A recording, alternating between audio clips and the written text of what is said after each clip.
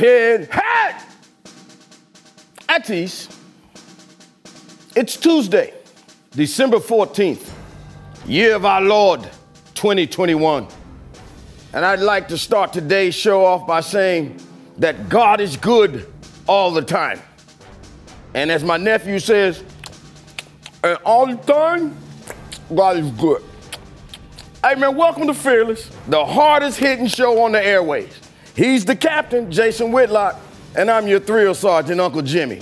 And on today's show, we have the Minister of Intel. And of course, I'm talking about none other than my guy, Professor D, Delano Squires. And he's gonna be here today to talk about the column that he wrote for The Blaze regarding Kanye West, Drake, and Larry Hoover. And whether or not our culture has an infatuation with gangsters and criminals. I think we need to see what Delano has to say about this. Also, joining us will be ESPN's own Stephen A. That's right, Stephen A. Kim's gonna be joining us today.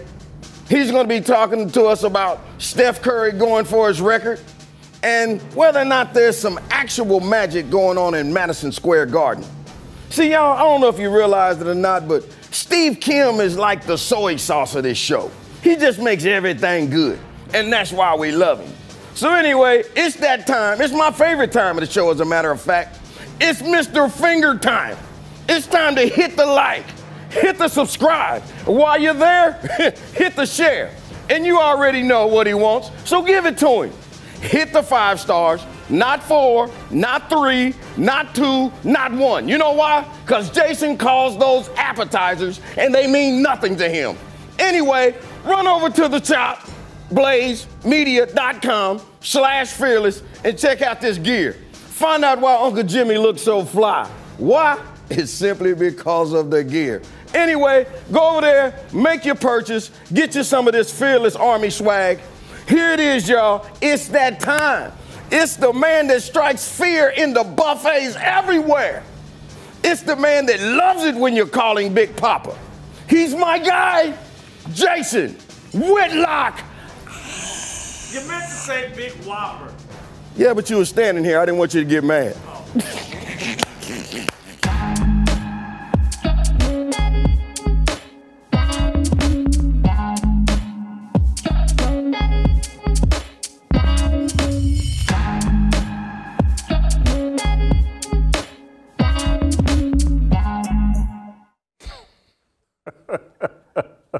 All right, so happy Tuesday.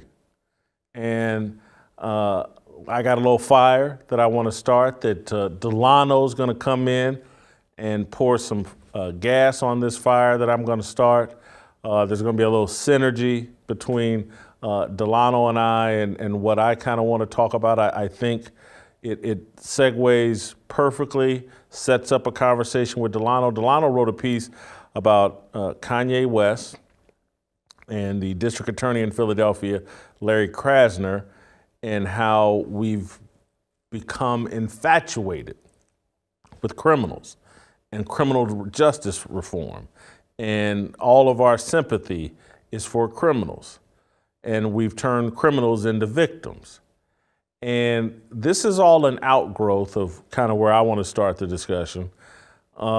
With our fascination with change. There's this, right now we're going through a change movement where the idea, the concept of changing things is the most powerful idea working in America. And to some degree, it clearly starts with politics, it starts with Barack Obama and hope and change we can believe in. And look, politicians, not just Obama, but they all lean into, hey, I'm going to change things up and things are going to be better. So I don't want to just single out President Obama. But he did help popularize this change culture and change movement we have going on in America.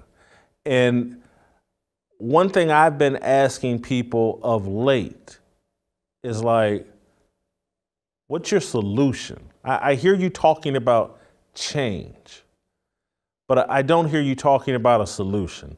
And so change for the sake of change, and this idea that all change is good, we've got to stop it. And so I'm looking at people that want to change the criminal justice system. And I'm not sure if they have a better plan. I'm not sure if they have a solution. I know they want to change things. And I look at professional athletes that run around, and particularly in the NFL, they have it on the back of their helmets all the time. Inspire change. And again, this is where a lot of my problems with athletes are, is like, they put no thought into anything. Oh, inspire change, that sounds good. Let me slap that on the back of my helmet and let's just change. And all the things they get behind, change. None of them ever talk about solutions. It's just change. And so when everything is just change, then you've opened your mind to be manipulated by people who get to define for you what the change is. All you know is change is good. Things were so terrible just 5 years ago, or 10 years ago, or 15 years ago, or 20 years ago. We just must change. And anything that's different is good. And so it's like, out with all the old, in with the new. And maybe it's because I'm 54. Maybe it's because I'm past my prime. Maybe it's because I'm just an old fuddy-duddy shouting at the clouds, yelling at people to get off my lawn. But not all change is good. Not everything from the past needs to be thrown out. We're not living in an America where people are in bondage and slavery. We're not living in an America where women don't have the right to vote. We're not living in an America where black people's rights to vote are being compromised. We're not living in America where we can't drink out of water fountains. We can't go to schools our taxes pay for. We can't eat, shop, live where we want. That's not the era we live in. And so I get it. And that's why there's such a focus on history and convincing everybody that we're actually living in the 1920s and 30s, and we just got to change things. And so for a lot of these athletes to slap this inspired change on the back of their helmets, what is it that they really want to change? Is there something about their life in particular that they're dissatisfied with?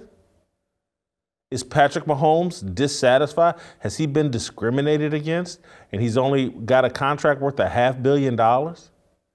Married to the fruit of the tree, but wants things to change. And I don't want to signal Patrick Mahomes out, but he's one of these athletes that I think is just wet his finger, his agents and everybody said, the wind's blowing this direction, hop on this change bandwagon. And I look at the Malcolm Jenkins and the Players Coalition, and they're going to hop in there, and they have their programs that they're going to institute to change the criminal justice system. And no one either has the courage, the moral standing, the brains to say, hey man, you're a football player. This criminal justice system is very complicated. What the hell do you know about how it needs to be changed? Same question applies to Kanye West. Kanye West, a nice little rapper, designs pretty creative tennis shoes. But the criminal justice system and what must be changed? How? Why? Rapping? Because he raps? Because he can curse and come up with rhymes words that rhyme with F-U-C-K? because, you know, he's not afraid to say N-I-G-G-A constantly. And I'm not trying to beat up on Kanye. Sometimes I halfway like Kanye. But this whole little change thing that we're all caught up in, and everybody believes anything that's different must be better, it's just not true.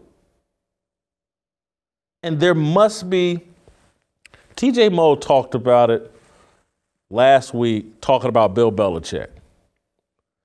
And how Bill Belichick walks everybody around the Patriots facility, shows them pictures of the guys that played for the Patriots before they were there, the guys that created this whole dynasty, and even the guys before the dynasty. John Hanna, one of the greatest offensive linemen in NFL history, played in the 1970s, played at Alabama. He's one of the greatest football players of all time.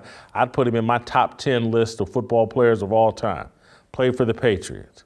And it's like Bill Belichick wants you to know that history of that organization and the men that played there before, and he wants you to respect that because he wants you to understand that those guys before you actually built this, and that you must have respect for what they did in order to continue their legacy and to continue to push the Patriots forward.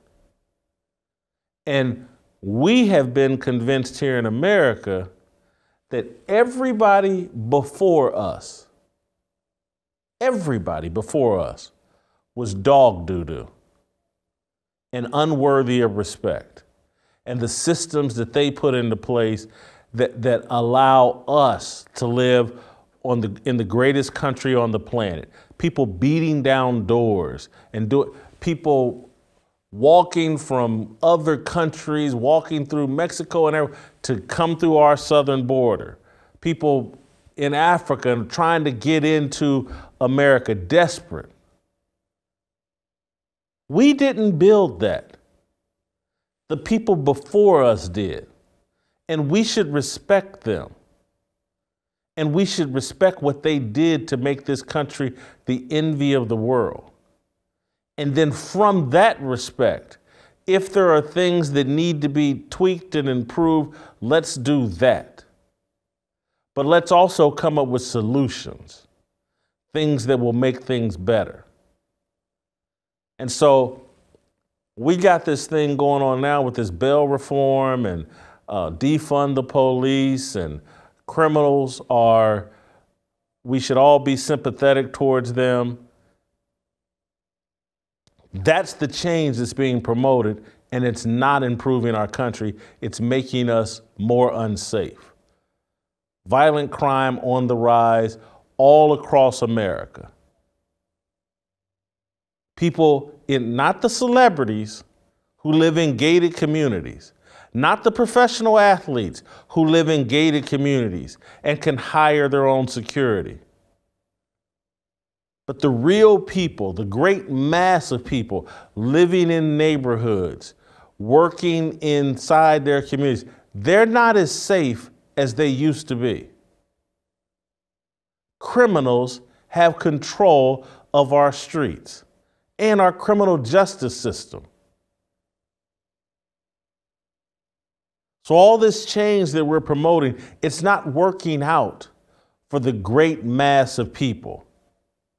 It's a bunch of spoiled, idiot, celebrity influencers, athletes, singers, comedians, whatever, that have no solutions, but just think, oh, if I did anything to change America, it's better. And that all comes from the point of view like everything in the past was terrible, and I'm just sorry. My father, not terrible. My grandmother, not terrible. The George Washington and them, I'm sorry, not terrible. And I know they participated in a system that was unfair. But they also wrote documents that created these freedoms for all of us. And they came from a worldview and a perspective of that our freedom was given to us by God, not man.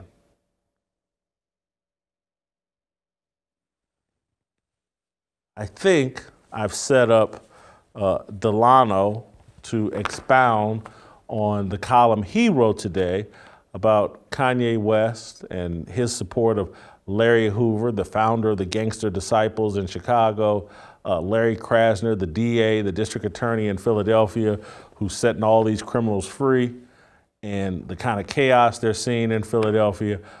Professor D. Delano, the smartest man on the show, welcome to the show, and give us a take or help us understand the column you wrote today and what the point you were trying to get across. Sure, Jason. Thanks again for having me, obviously. I just want to say two things about what you said just now in terms of our nation's sort of perpetual hunt for change. And the two of them are related but fairly simple. One is that all change isn't progress. And two is that oftentimes the average progressive is really a subversive, because actual progress means to build.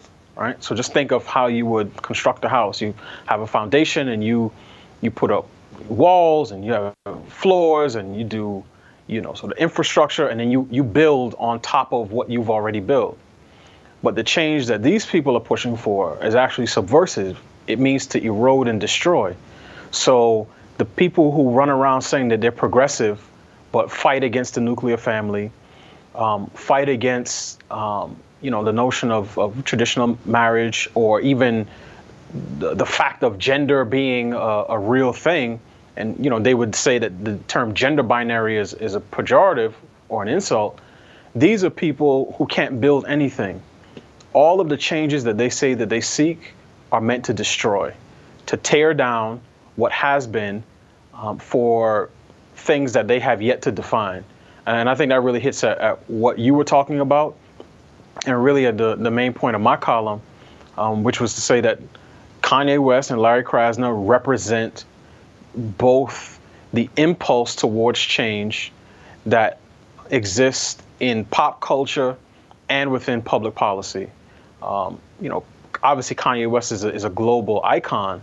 So when I saw that he was teaming up with Drake, again, another global superstar, to do a benefit concert for Larry Hoover, right, the founder of the Gangster Disciples, a street gang which has undoubtedly contributed to the homicide epidemic in Chicago going back decades, it just struck me as strange, right? Especially when you understand that in September, a report came out that within the city of Chicago, more children have been shot in Chicago than have died of COVID nationwide. And yet someone like Kanye chooses to use his resources, his clout, his bully pulpit to advocate for Larry Hoover. Now, there very well may be, a good argument to be had that Larry Hoover is of a particular age. He's been in prison since 1973. Maybe he should be released because of his old age. Those are arguments that one could have, right? But I think what you see from Kanye and Krasner is not just the specifics of what they advocate, but just the general sort of tone and tenor of their ideas. And those ideas center around one specific fact about our criminal justice system, that the biggest problem with it is that it's systemically racist, and that the police and prisons are meant to subjugate black and brown bodies, as they would say. And that plays well on social media, that plays well in Hollywood circles, that plays well at policy forums. But to your point, when you send the signal that criminals are the victims, then by necessity, that means that law-abiding citizens become, in some respects, victimizers. And that's why you see people like Kanye West and Larry Krasner have so much more to say when the people they advocate for, right, the people whose cases they bring attention to, are allegedly victims of racist police or, the mass industrial complex. They never say anything about the toddlers, the 7-year-olds, the teenagers who are senselessly murdered in the streets, gunned down, kids who can't even sit out on their front porch without fear of bullets whizzing by. And really, it's at a point where everyone sees it, everyone understands it, and I think it's about time that more people start speaking up about it. Delano, we're living in a time, and I think this cuts across both political parties, because this criminal justice thing has become a very popular notion, and our criminal justice system is broken, it's broken, it's broken. We must overhaul it, and both parties got caught up in it, and President Trump beat his chest. I got some criminal justice reform passed, and look at the Democrats couldn't do it. And so when I look at Kanye with Larry Hoover and you know, being from Indianapolis, I'm more aware than maybe other people, you know, because Indianapolis is just 2.5 hours from Chicago. Gangster Disciples are all throughout Indianapolis. I got some family members connected to them. And so when I hear, let's get Larry Hoover out of jail, I then go to one of the last things that President Trump did was pardon Michael Harry O. Harris, the drug kingpin who founded Death Row Records. And that was one of Trump's last acts, was pardoning Michael Harry O. Harris, who spent like 30 years in prison. And he got sprung from jail, and it's like we're living in this time where there's a lot of political capital and energy being spent on springing longtime criminals from prison, and the media portraying this as progress.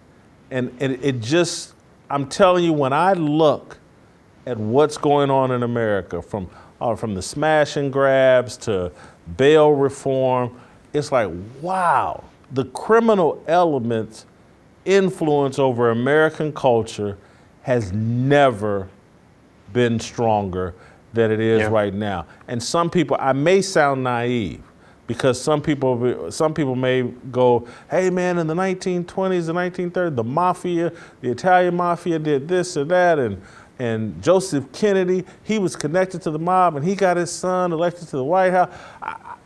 I'm just, for me, and it may be a naive thought, it just seems like the criminal element has more influence over American culture and policy than at any time in the country's history.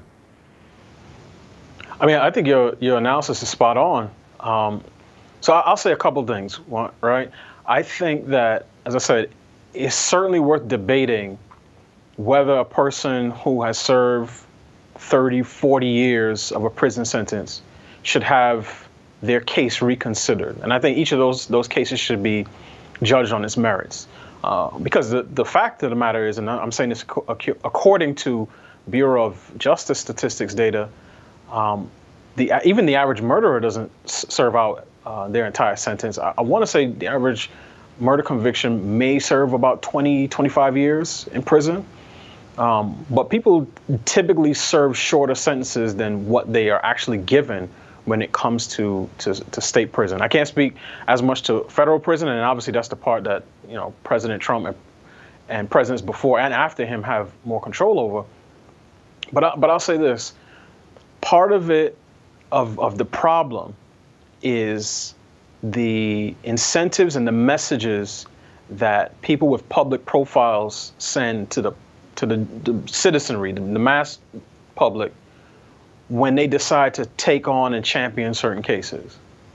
And I say this as a matter of principle. There's a difference between the things that all of us will talk about in the comfort of our own homes to our spouses, our friends, our family, the things that we may discuss publicly on social media or other public platforms, and then the things that we'll grab a bullhorn and take to the streets for. So when you see politicians and celebrities using their bully pulpit, and it always seems that they're doing it for people who have been duly convicted of vicious crimes, that sends a signal. And even as it relates to the Trump administration, one of my problems with how the president was being advised is that when he was running for re-election, I think he fell into the trap that the left sets as it relates to, you know, the biggest problem for black folk in the criminal justice system is the system itself.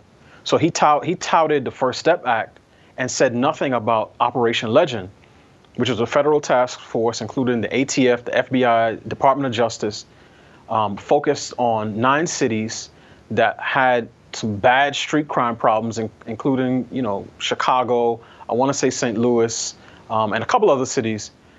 It was named after the legend Taliaferro, who was a 7 or 8-year-old boy who was shot and killed, obviously through no fault of his own.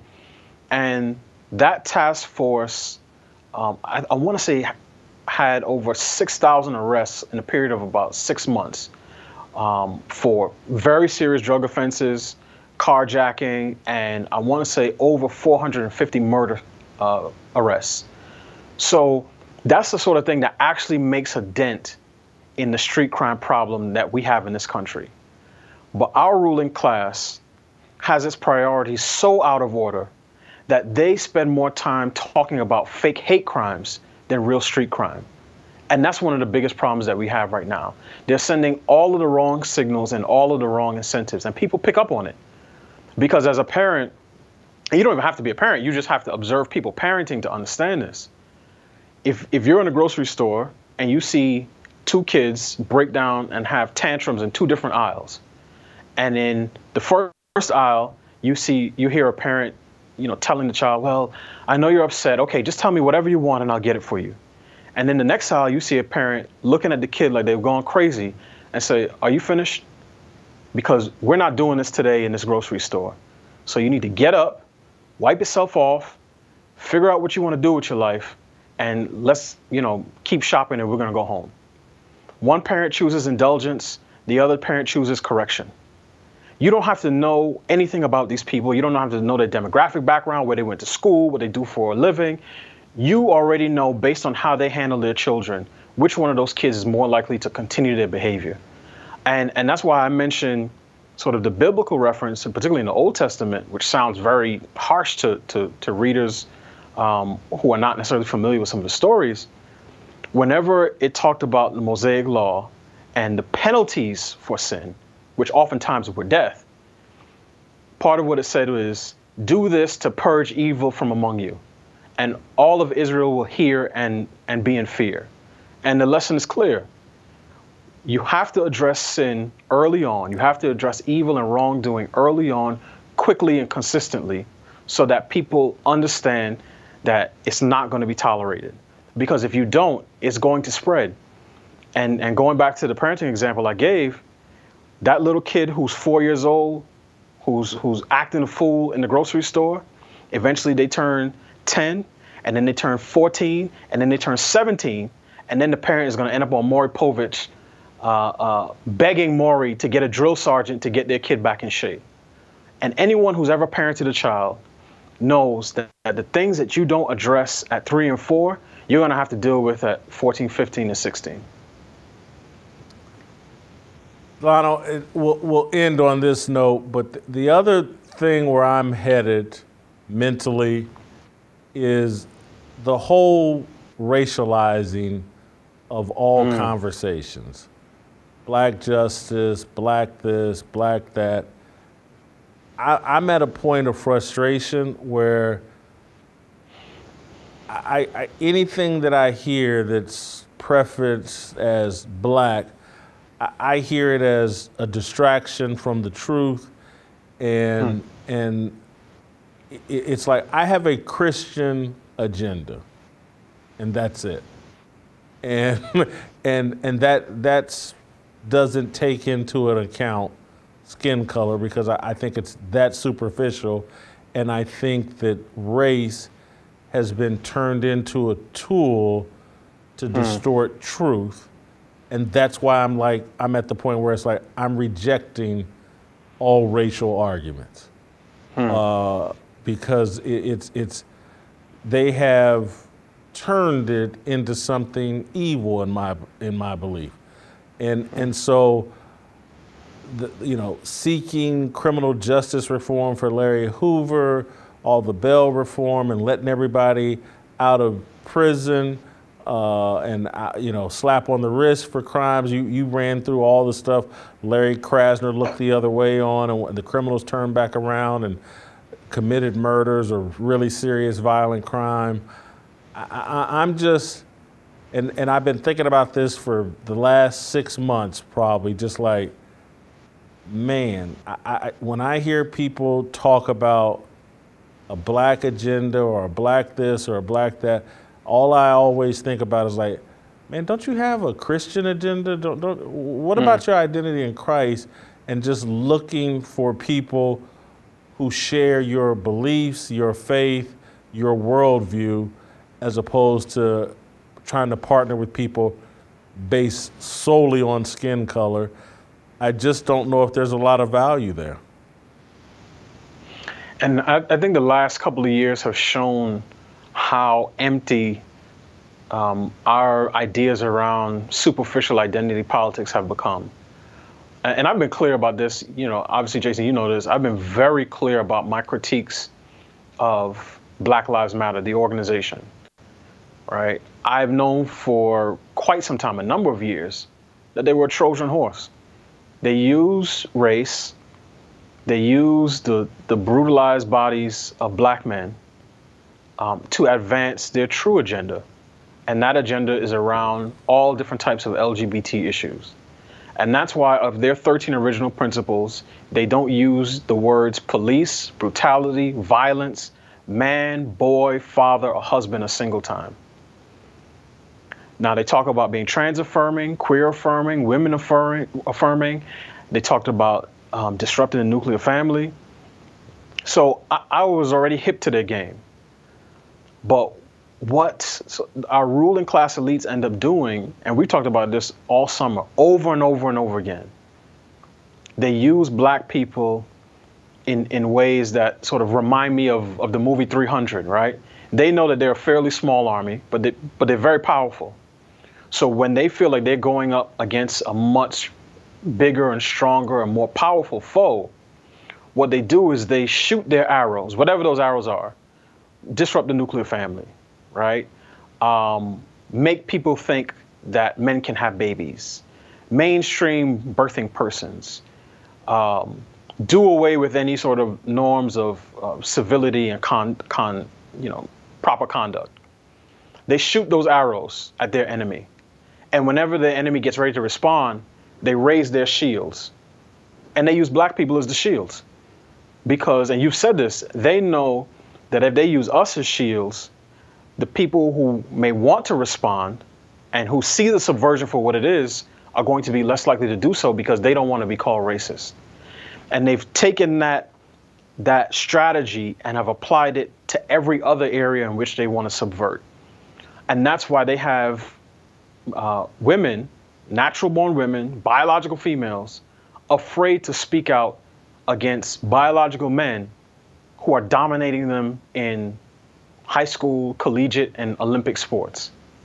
They've done the same thing. So all of this is to instill a sense of fear in people who don't want to see our society radically changed in the ways that they want. But they know that if they use the right people as shields, and at this point, that's black people, that sort of the enemy that they're trying to fight, which is really the forces of good, oftentimes the sort of the foundations of society and civilization, right? They want to topple that, and they know that if they use us as shields, it'll be a lot easier to fling their arrows without taking any hits. Delano, thank you. Great job as always. We'll see you later in the week.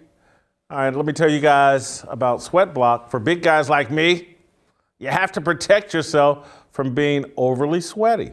Whether it's doing public speaking engagements or delivering these blazing fire starters right here on this show, I have to make sure that I'm taking care of myself. That's why I love Sweat Block. Sweat Block is stronger and much more effective than other antiperspirants. Plus, it has a dry shirt guarantee. If Sweat Block doesn't keep you dry, you get your money back.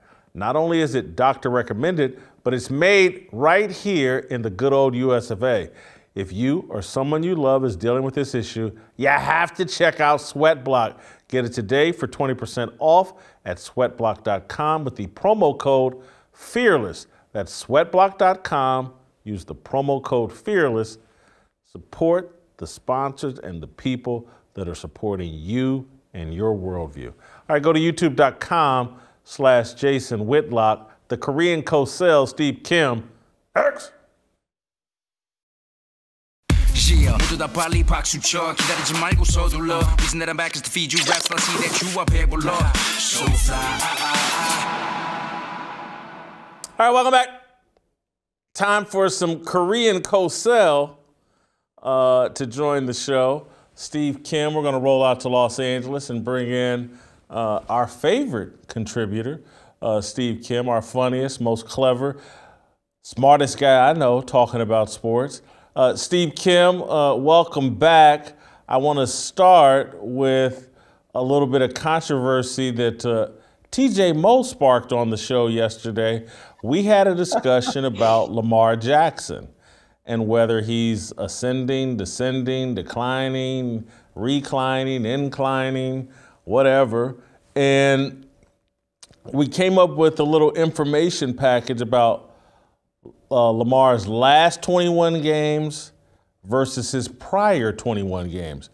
42 games in all, 21 of his last, 21 prior, and there's significant drop-off. I think he was 18-3 in the first 21 and 13-8 in the last, 55 touchdowns in the first 21 and maybe 36 or something, or 34 in the last 21, and then the turnovers I think are up to 26, up from like 11, and so anyway, TJ has a take on Lamar that has irritated a lot of people over social media. So I want to just play an excerpt from what TJ said yesterday and get your reaction. The second you twist his ankle, not only is that worthless, but we know this about regular quarterbacks with good mechanics, right? If you hurt your ankle, suddenly your throwing mechanics go away and you're not very good. Well, if you have poor throwing mechanics before you even start, then you hurt your ankle. Well, now your throwing is even worse than it was before. I think there are big problems here for a guy. And you've got to ask yourself this. I mean, you said you think the Ravens are going to be forced to pay him, and he's in the ballpark of the $35 to $40 million a year. That's what they're paying Russell Wilson and Pat Mahomes. Is the bigger mistake to not pay a guy who might be pretty good for a little while, or is it to anchor yourself to the tune of $40 million a year to a guy who's going to be average, who's already reaching the spot where he's taking too many hits, he's going to slow down, and you actually get yourself into a spot where it is much more difficult to win because you paid this guy than if you would have just moved on and started developing a quarterback now? Harsh words from a harsh man, TJ Moe.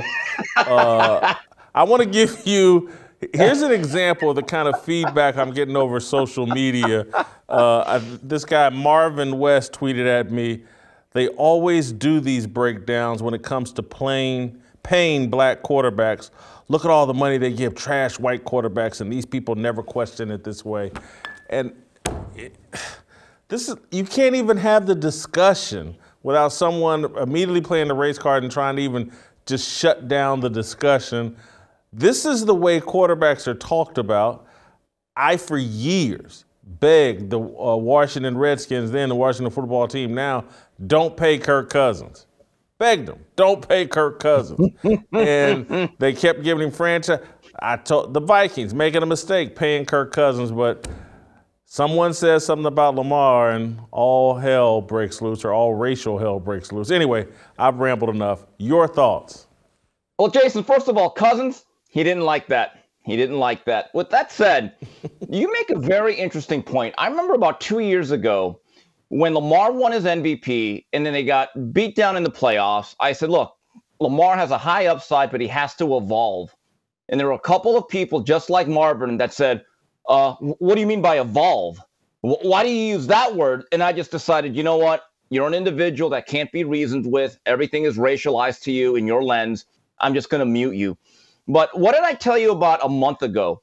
I was told by people that really study football that every new offense, whether it's gimmicky or exotic or a new system, you get about a year to a year and a half when you're a step ahead of the defense Then the defensive coordinators, once they get a little bit of tape and they understand the tendencies and the concepts, they begin to shut you down. And the graphics that were showed yesterday and the stats that you just mentioned, Jay, it's all coming to fruition. That breakdown of his first 24 games and his last dozen games is very, very striking, and those are facts. Here's the issue that I have with Lamar Jackson. I don't think it's all him. He doesn't have that much help. Coming into this season, his whole running back room was decimated with injuries. Had to get a bunch of retreads. They don't have a lot outside in terms of a dependable number one, and the book is out on how to stop this offense. Everyone is loading the box, playing zero coverage, and bringing the house. Nobody on the outside is consistently winning battles, one-on-one battles that you have to in the National Football League to helping him out. Also, Lamar Jackson, I think, is a decent thrower, but he's not a natural passer. One thing that's missing from his game that's very evident with Kyler Murray, he also has to use his athleticism, is the ability to anticipate throws and throw guys open. And that's the next step. But Jason, 2 months ago, as me and you were driving this Lamar Jackson bandwagon, the issue that I had was that there were way too many games where Lamar was not only the great passer or good passer, he was the leading rusher by attempts and yards. They were putting a lot on his plate, and people say, well, that's the new style of football. Here's the issue with that. The sustainability in terms of having your quarterback take that many hits and to do that much athletically, it's almost not fair. And Jason, to wrap this up, I was thinking about Lamar Jackson. Who would I compare him to? Got me thinking about the Harlem Globetrotters. Remember Curly Neal? Used to dribble around the ball, go through his legs, cross over, and he'd go like around the circle 50 times and dish the ball off or shoot it. And I'd be like, that's a lot of effort for 2 points. Too many plays I see Lamar Jackson doing the Curly Neal, where basically the play is, Lamar, be Superman, make stuff happen. So there's two things that need to happen. They need to update that system, and he also needs to get better at becoming a more natural, adept passer.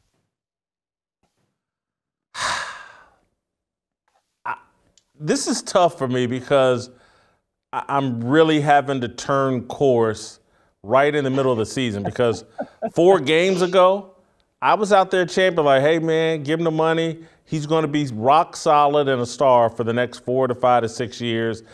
I do think he's only got a 10-year window. Yes. He's like a running back or whatever. And now when someone puts together a stats package, and we did that, 21 games and 21 games. And the last 21 games look a lot different than the prior 21 games. And I get that they've had injuries on their offensive line. They've had injuries at running back.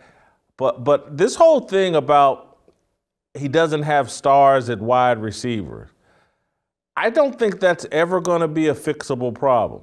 I don't think you can pay an established wide receiver enough money to say, oh, I'm going to come play in Baltimore with Lamar Jackson, because that established wide receiver, he's not like the idiots over Twitter. He doesn't care about the race of the quarterback. He cares about, can this quarterback get me the ball and can I put up my numbers? And so let's say Odell Beckham Jr.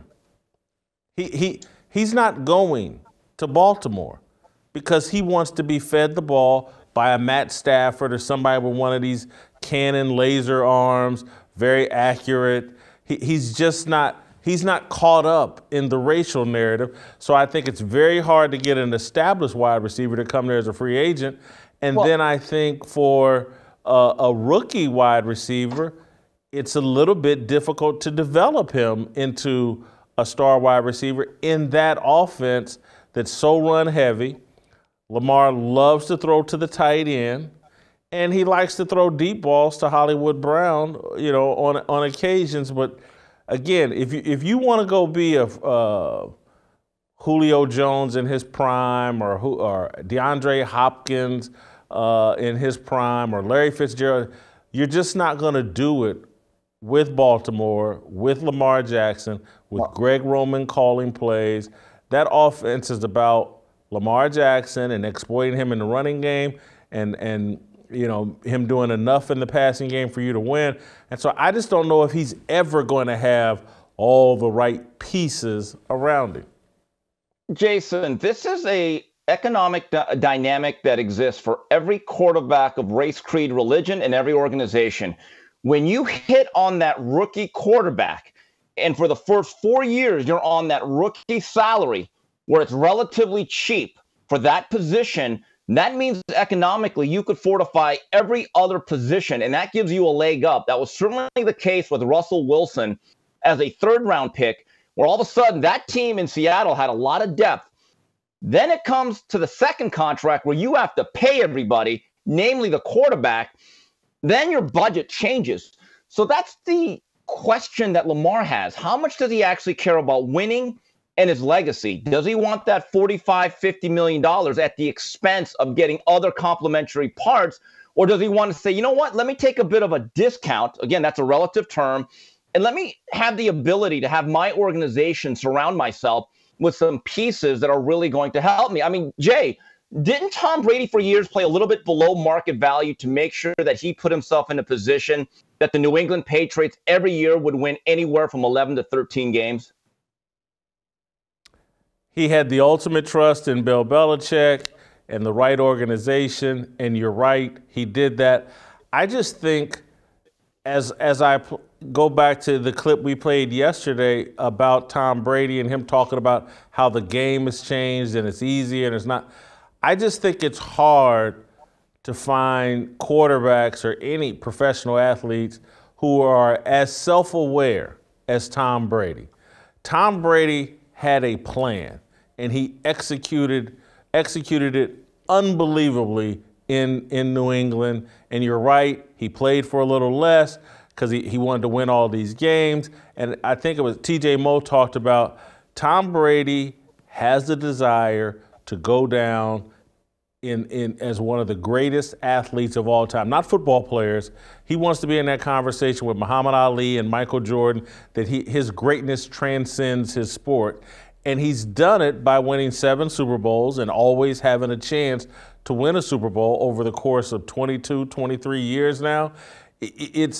But who else? Now, keep in mind that, because we used to talk about this all the time on Speak for Yourself, Tom Brady married very, very well in terms of, like, when you marry Giselle, and she's worth all that money. Yeah. He doesn't need to max out all of his football money. He's got a wife who's a major bread earner and breadwinner. I try to tell people, and I'm not suggesting that Tom and Giselle don't love each other, but I am suggesting that some people have a far more pragmatic approach to marriage and a more successful approach to marriage when they understand it's about love, but it's also about it's a family decision, it's a business decision. And Tom Brady, I don't know if we've ever seen an athlete execute the business around him better than Tom Brady. We hear a lot about Michael Jordan and Air Jordan and what he did with Nike or whatever. We hear a lot about LeBron James and all the terrible movies he puts out and all the deals he cuts in Hollywood and all of that. But nobody's handled their business better than Tom Brady. And that just may be a lot to ask of Lamar Jackson, whose mom represents him or he represents himself. And then just to be able, for any athlete, this isn't a color discussion, this is just for any athlete to have as much control over their ego as Tom Brady has. Good luck finding that athlete. You know, Jason, this is interesting, and I've thought about this, that the 2 athletes in all of team sports that we care about in America are judged by championships, even in team sports. So I've always thought this argument was a little bit spurious. It's the NBA superstar and the quarterback. They are judged by rings. Never mind that it's a team sport. Never mind they may be stuck in a bad organization or just have bad luck. Lamar Jackson has an interesting decision to make along with that organization. Is it all about squeezing every single dollar value from his play in his next contract, or is it about attaining rings? Because eventually every quarterback that we talk about, whether it's Peyton Manning, Tom Brady, Terry Bradshaw, Roger Staubach, or John Elway, it's about rings. And to be truly considered one of the all-time greats, and it's not fair to guys like Dan Marino, you have to have a Lombardi trophy on your resume. And the way I look at it with Lamar is, look, it's easy for us to say, take a discount, take 10 to 15% less so you can get that slot receiver or that nickel cornerback that's going to help you in a Super Bowl. But that's the reality that quarterbacks have to play, is that you're going to be the highest paid player on your team. That's just the way it is. It's the pay structure. It's not necessarily fair, but that is the game. But then the real intelligent quarterbacks that actually do care about their legacy and understand the big picture, they say, you know what? I don't necessarily have to be the highest paid quarterback. So that's the question that Lamar and his mother, if she's still the agent, are going to have to make in a few months. Well, what comes into play for a guy like Lamar when you've done so much with your legs is reparations.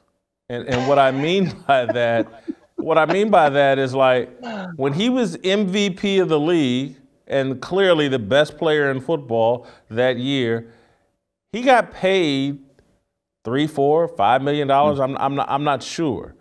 And so he wants reparations for that. And I don't blame him for being in that mindset of, like, man, I was giving you $40 million worth of production and I was getting paid $3 and $4 million. That's a nice piece of change, but it's not reflective of what I was giving you.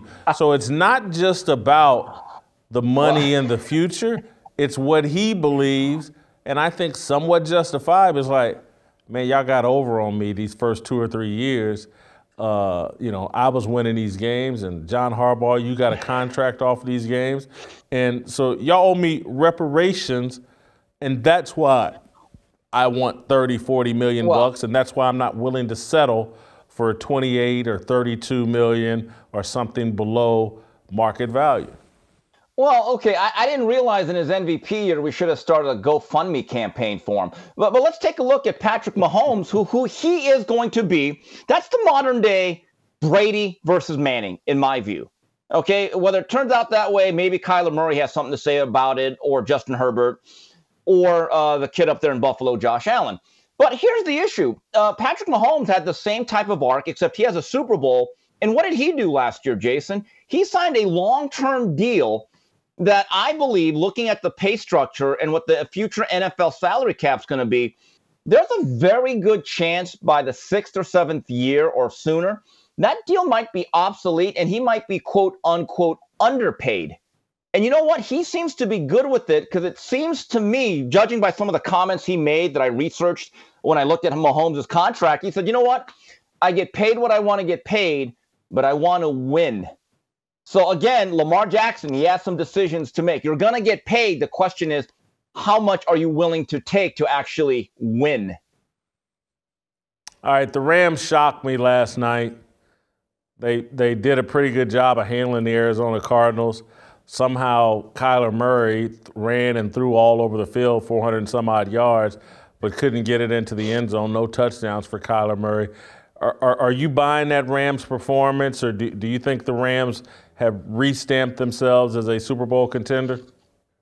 The Rams, in terms of talent, are as good as anybody. I don't know if an all-star team that you construct halfway through the year can win, but they're certainly making a run. And last night was a must-win situation, if there ever was one, in a regular season that wasn't a playoff elimination type of game.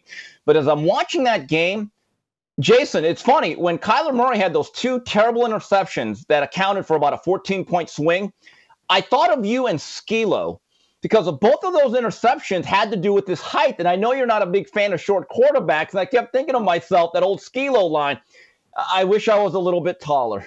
Because those 2 picks were a direct result of him not being all that tall. Arizona is very good. They're very talented. They have a track team outside. James Conner's been a revelation.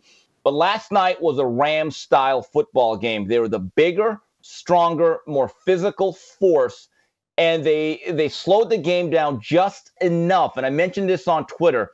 It's one of those games where Matt Stafford just absolutely tantalizes you with his arm talent. That Matt Stafford shows up in the playoffs, they can absolutely make a run at the Lombardi Trophy. Odell Beckham Jr., I believe, had 77 yards, 6 catches last night. You think his impact is going to continue to grow, or is that now a good night for Odell Beckham Jr.? If he can accept the number 2 role behind Cooper Kupp, who obviously he's a coach on the field with deceptive speed, who would play the game for free, and he understands that, hey, I could play off a Cooper Kupp and all he does, I think it works. If you look at that Rams threesome of Kupp, Beckham, and Van Jefferson, a very talented young man, and McVay is a chess player. As long as they can run the ball and set up play action, he can get very creative, and Stafford can conduct surgery. It seemed to me as I'm watching this game, and sometimes you have to read the body language of guys like Odell. He seemed very engaged and very convinced that, hey, you know what? This is a good role. I'm having fun again, and I can win. So as long as Beckham is at least targeted, let's say 6 to 8 times, I think he'll be fine. All right, I want to move on. Final topic with you. This is a very unique take by me. This whole Steph Curry, Madison Square Garden thing tonight.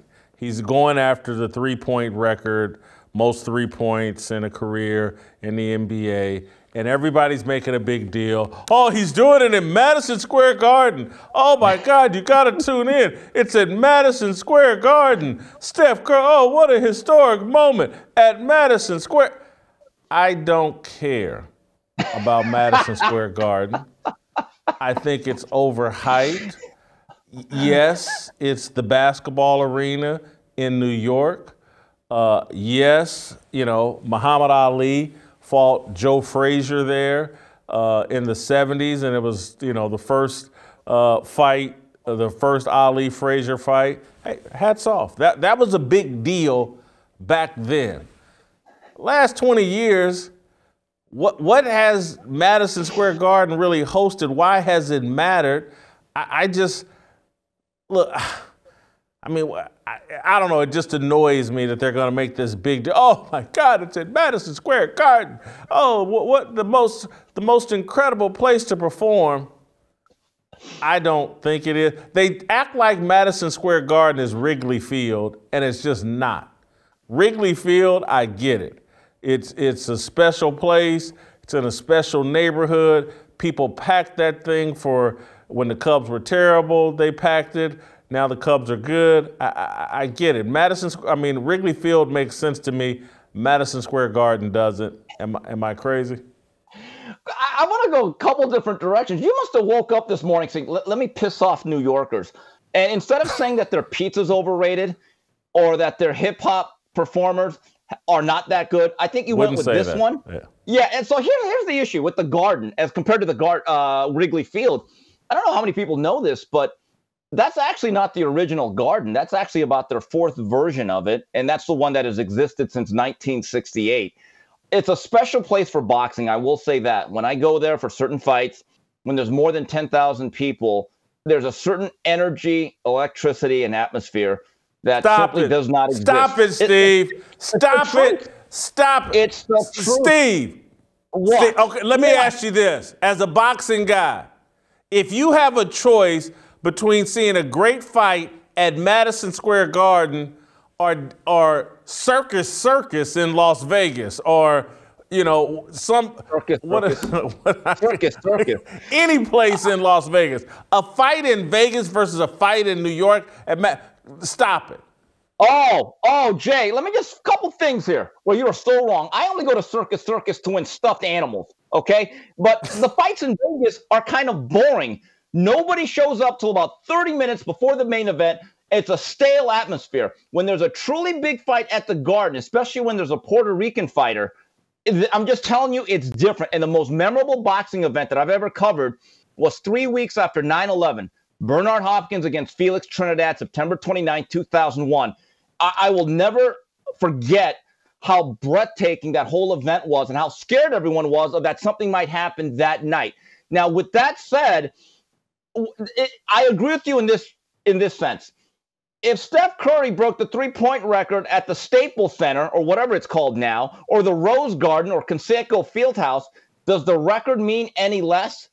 That much I agree with you. I don't understand that particular angle. However, guys like Michael Jordan, LeBron, and Kobe, they'll tell you that their favorite venue to play was the Garden. for as bad as the Knicks are, I don't know if it's the presence of Spike Lee or whether it's anything else, it is a different place. But it's also, to a certain degree, overrated. Now, Jason, I want to ask you a question. When was the last time you actually covered an event at the Garden? When? It's been a while. I'm trying to think. Seriously, it's been a while. Huh? Probably been a decade. Okay, because I will give the Garden some credit. Back about 8-9 years ago, they actually rebuilt the Garden from the inside out. 3 summers in a row, they had a 90-day window between the last Knicks game, which was always before the playoffs, of course, and the first Rangers game. They actually took 3 summers to basically rebuild the whole thing and turn it into a new venue. Madison Square Garden actually had a show based around that, and I thought it was fascinating. When I walk into the Garden, it's a brand new building, but it still has a certain amount of mystique. Now, Jason, are you right that it doesn't matter if Steph Curry would have broke the record at the Staples Center or the Suns Arena? You're right. But to just say that the Garden, that there's no mystique, there's nothing special about it, come on, Jay, you're being a little cynical there. Jeez. Particularly as it relates to basketball, it's where the Knicks play. Nothing's happened with the Knicks since OJ went riding down the street in a Bronco and they were in the NBA Finals. That's the last historic moment. And I don't even know, was that even in New York? I think that game was in the Garden, not in Houston. It was game 5 with the Rockets. I was a big Olajuwon fan. Yeah, and that's the night that Al Calhoun became the first Uber driver. Now, just a simple note here. My favorite Garden moment was not actually WrestleMania. I loved your article, by the way. It was what set off WrestleMania. Lou Albano was getting a gold record from Cyndi Lauper and Dave Wolf, and the Hot Rod, Roddy Piper, came in, invaded, and just smashed that record right over Albano's head, and Mr. T came in. It was a great moment. I'm just telling you, the Garden is special, but on this night, just for Steph Curry's record, I agree with you, but geez, next thing you know, you're going to say that Sbarro's pizza is better than the New York slice. I dare you to go there. I like New York pizza. Look, the old me understands why Jordan and Kobe and Patrick Ewing and that generation love the Garden, and particularly guys that didn't play in New York. You get to come to New York, and you used to be able to go to Scores, and that going to Scores was a big deal. That's the historic venue. That's the venue. That's the one. That's the venue. That's the historic venue. The Garden, nothing. All right, thank you, Steve. Thanks. Hey, appreciate it. All right, don't go anywhere. Uncle Jimmy and our approval rating on Steph Curry. Next.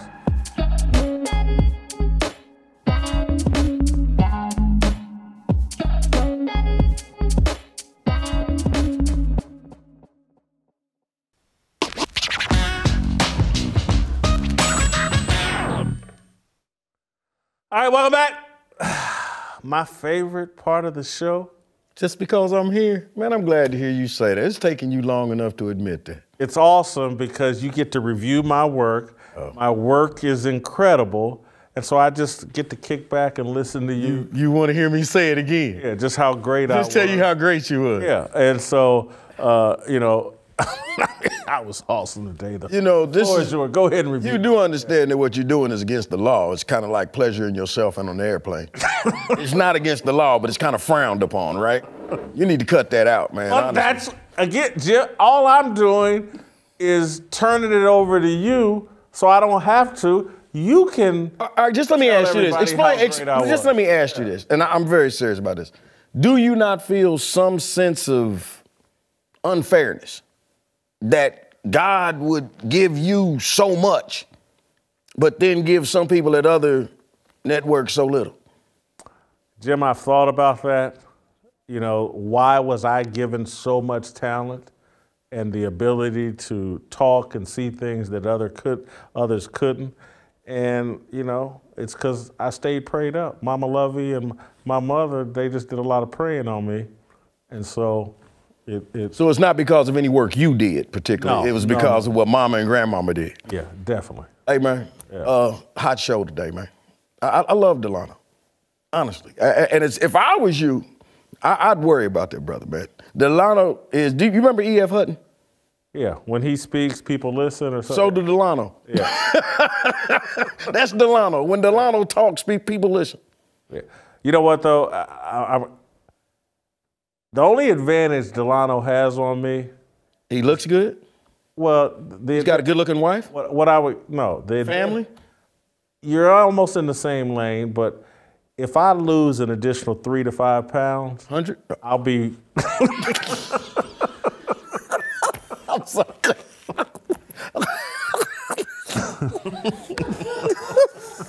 Corey, why are you egging him on? Anyway, Steve Kim was good too. But I'm sorry, man. I'm sorry. Could you get to a real review? If you can't praise me, at least what did these other guys do? I was praising Delano, and you once again threw your name back into it. Wait, what about me, Jim? I mean, hold up, wait. You did forget I was here. What did Steve Kim, I'm a serious question again. Yeah. Mm-hmm. Can we get some fearless gear sent to Steve? I mean, honestly, if he's just going to keep on wearing college T-shirts. Well, I'm going to tell you what happened is Steve tried to get some fearless gear, but he listened to your intro that said go to copblazemedia.com instead of shopblazemedia.com. He got a little, he's trying to cop free gear where he should be shopping. Shop Blaze Media. That's not what happened. Never mind. That's not what happened? No, man, we don't. You said cop. Hey, man, we don't take in. Come on, man. You said copblazemedia.com/fearless. You trying to hook everybody up so they can do a smash and loot, or what do they call it, smash and grab? No, man. Actually, I got a call from my cousin, Big Filthy, and he's like, hey, man, let me cop some of that. You know how we do, man. I do. But honestly, man, Steve was on fire today. Honestly, and I'm not joking. Steve, what this dude said, a GoFundMe for MVP. That was funny. He said, oh, what you say? What else? GoFundMe? That was funny. And then this dude said that, then you made the comment talking about Kyler Murray. And at first I thought you was talking about you. You said he ran all over the field all night but still couldn't get it in the end zone. I thought that was you. Anyway, man, I thought it was a great show. Some credit. I mean, I did a good job. I can't get nothing but jokes about my performance. I told you, there's no one at no other industry that can do what you do, man. Honestly, and I mean that literally. I don't know if you mean it or not. There's nobody at any other industry that will give me a job.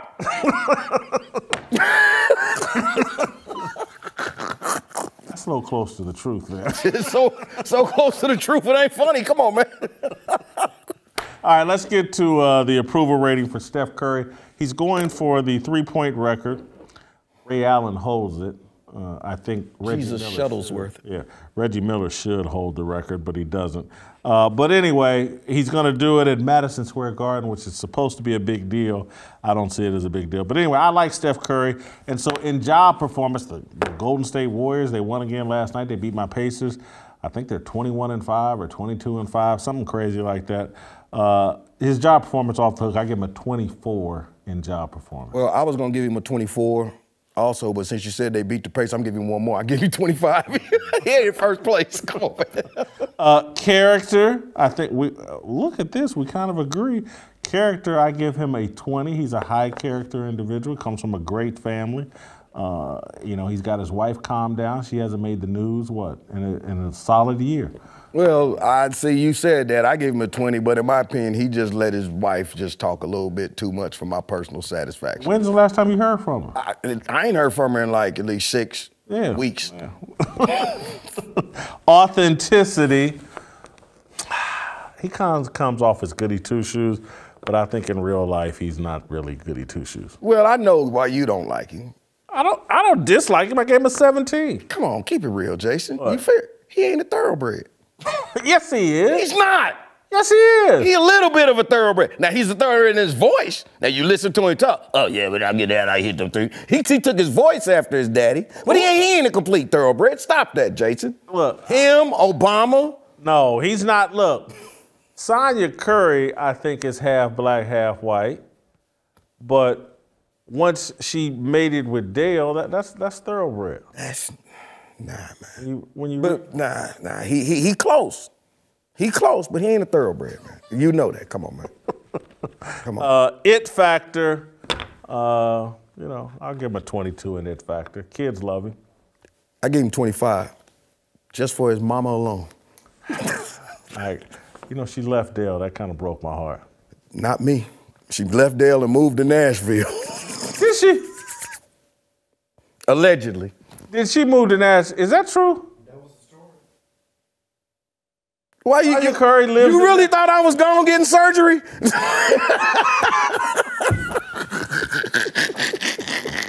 Sonya Curry lives in Nashville? Well, she was hanging out in Nashville, allegedly. That's where that coach was living at. I got him at a smoke show 83. Jim's got him at Blazing Hot 91. Great show. Sonya Curry lives in Nashville. Her husband was looking for her. Where your mama? She calling from a 615 number.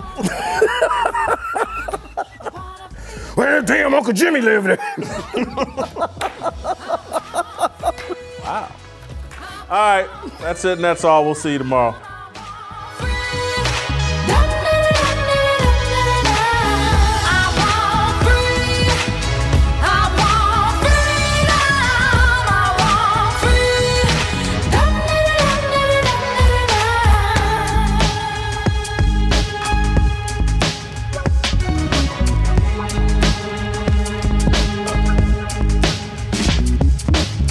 For the right sign, looking like it's my time, feeling all kinds of free. These words are our religion, our regrets and our decisions. We all wanna go to heaven with freedom. It's my obligation, no hate, discrimination. Raising up your hands for freedom. Raise up your hands for freedom.